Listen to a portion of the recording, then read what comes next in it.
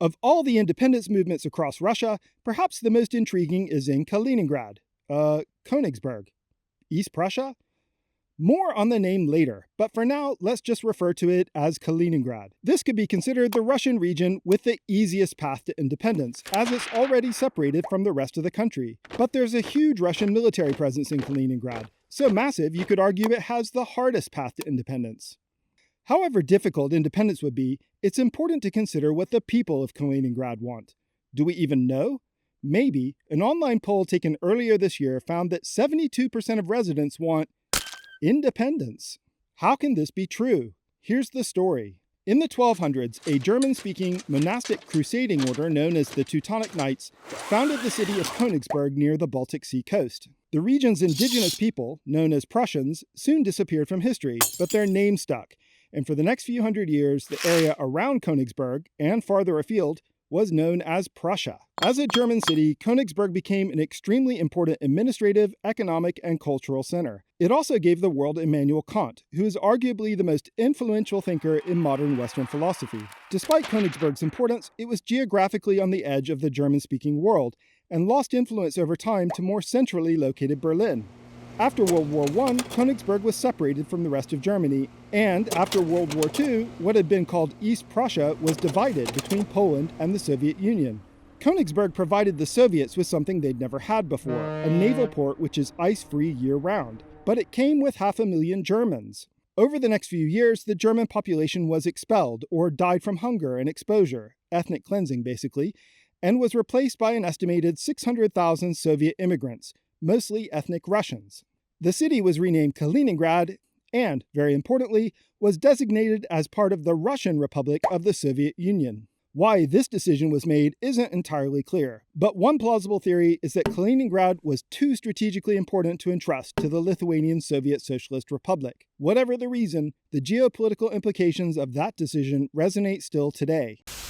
As a strategic military district, Kaliningrad was closed to foreigners for the next 40 years and was largely forgotten about in the West. But this all changed in 1991, when the collapse of the Soviet Union turned Kaliningrad into a semi-exclave, separated from Russia by 2 international borders. The 90s were a tough time in Russia, but were especially tough for Kaliningrad. Largely ignored by the government in Moscow, the isolated region faced enormous economic and social challenges. Isolation has had another impact, however. After 3 decades of separation from Russia, Kaliningrad's local population has developed its own cultural and political identity. The most dramatic manifestation of this was in 2010, when 12,000 local residents took to the streets to protest taxation, poor government services, and corruption. Protesters held tangerines in the air to symbolize their movement, and the event became known as the Tangerine Revolution. After several days, the Kremlin intervened and replaced Kaliningrad's unpopular governor. This ended the protest, but not before giving the region's people a taste of political success. One of the groups that took part in the Tangerine Revolution was the Baltic Republican Party. It was founded in the 90s with the goal of elevating Kaliningrad from an oblast to a republic. But it was banned by Moscow in 2003. This drove the party's membership underground and its leadership into exile.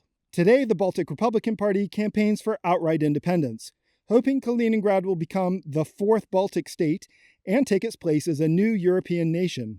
Now, about names. Members of the Baltic Republican Party, along with many other local residents, don't call Kaliningrad Kaliningrad anymore. It's increasingly popular to call the city by its former German name, Königsberg, or König for short, while the wider region is sometimes called Yetarny Krai, which means the land of amber. And what does the local population of Yetarny Krai want? A group connected to Ukrainian MP Ola Dunda recently began polling the people of Yetarny Krai and other regions in Russia about their desire for independence. In the initial set of online polls, 72.1% of respondents from Königsberg expressed support for independence. It's hard to know how accurate this result is. Scientific polling for this type of question isn't possible in Russia. But even so, Königsberg's support for independence is one of the highest Referendum 2023 has registered so far. Could the Baltic Republican Party lead Königsberg or Yetarny Krai to independence? A lot may depend on the war in Ukraine. A defeated Russia could turn inward, and as the Wagner uprising revealed, civil war is certainly possible. If this happens, the Russian military presence in Kaliningrad could be redeployed internally, possibly to defend the Moscow regime, which would make the region's bid for independence much easier. A defeated Russia could also lose its grip on Belarus. If Vladimir Lukashenko is overthrown and a pro-Western government takes power, Königsberg would become even more isolated from Moscow's control. All of this is speculation, which is all we can do at this point. But we do know this. Inside Kaliningrad, or Königsberg, or Yeterny Krai, there are people who want to be free, independent, and part of Europe. Let's not forget them.